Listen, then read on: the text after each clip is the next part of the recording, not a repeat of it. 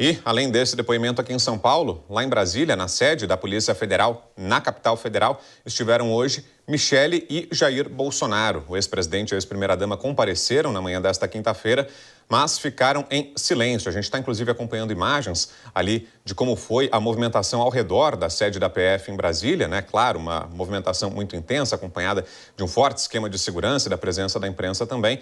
Michele e Bolsonaro ficaram em silêncio, alegando que o caso não estaria sendo tratado na instância correta. Querem que o caso seja levado à primeira instância, que por isso não vão, por enquanto, se manifestar sobre esse caso.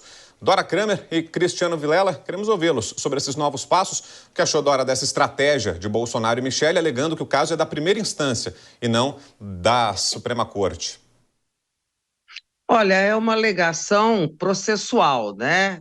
Exatamente como fez o presidente Lula quando era ex-presidente, também contestou e acabou levando a melhor nesse caso. Agora, eu fico me perguntando, se o problema era esse de competência, por que o ex-presidente falou tantas vezes antes e não contestou exatamente esse ponto, não é? Por quê? O que que mudou? O que mudou é o volume de informações que tem a Polícia Federal e também a decisão do Mauro Cid, ex-ajudante de ordens dele, de falar, que está falando até agora, gente, são 8 e pouco, ele está desde as 11 horas da manhã, dá o quê? 9 horas, com mais 10 da segunda-feira, 19, com mais 6 da sexta-feira passada, porque essa história de que teve problema técnico parece uma cascata enorme, claro que não foi, 19, 25 horas, quer dizer, está um dia inteiro depondo. Então, o que mudou foi isso, porque realmente o que a defesa viu é que era na falta de uma defesa coerente, na falta de se saber o que o Mauro Cid está falando. A defesa está no escuro, não sabe nada. Então, melhor ficar calado para não se incriminar e não cair em contradição. Isso, do ponto de vista da opinião pública, não me parece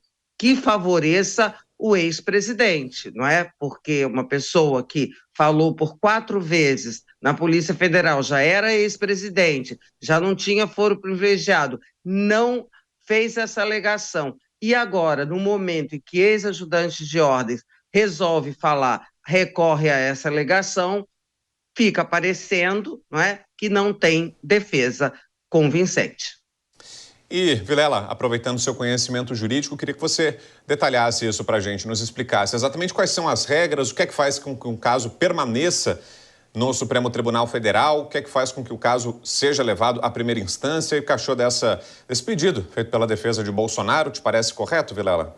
Olha, Brown, de uma forma geral, os casos eles devem permanecer no Supremo quando se tratar especificamente do chamado foro privilegiado, daquelas circunstâncias onde haja uma autoridade envolvida no exercício do seu mandato e aí sim o presidente da República, deputados, ministros acabam tendo essa prerrogativa.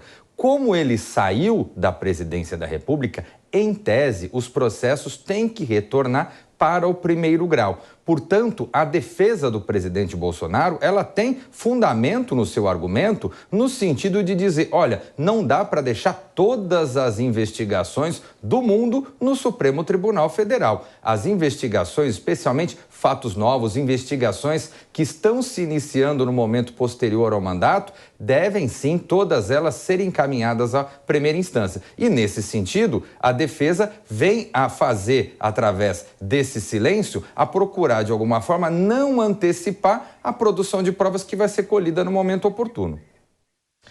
E Dora, politicamente, quais são os impactos para o ex-presidente Bolsonaro? Você acha que ele sai fragilizado? Então, como você dizia, né, isso do ponto de vista de imagem pode ser prejudicial a ele. Politicamente, ele também sai fragilizado dessa investigação ou não? Ele consegue fazer prevalecer essa imagem que tem sido a mais difundida por aliados do ex-presidente de um movimento de perseguição, atribuindo ao revanchismo, suposto revanchismo do presidente Lula. Tem conseguido fazer valer essa tese ou não, Dora?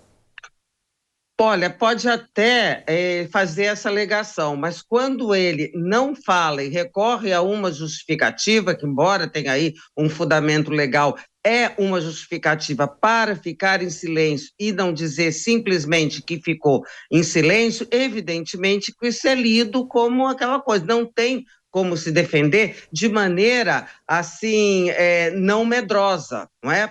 Porque, como eu disse, tem o outro lá, o Mauro Cid, lá falando, o pai dele também falou hoje, acho que por volta, durante 6 horas, então a defesa fica no escuro, e se o ex-presidente tivesse, assim, uma história super convincente, super correta para contar, ele poderia contar sem receio da outra versão, não é? E mesmo nesse caso das joias, quando ele falou publicamente, Jair Bolsonaro já mudou várias vezes de versão. Começou lá em março, dizendo que nunca tinha recebido joias, que nunca tinha visto joia nenhuma, e agora estamos em agosto, com a defesa dele pedindo ao TCU ressarcimento das joias. Ué, ressarcimento de quê? Se ele nunca viu e nunca recebeu, né? Então, essas contradições é que deixam ele numa situação difícil.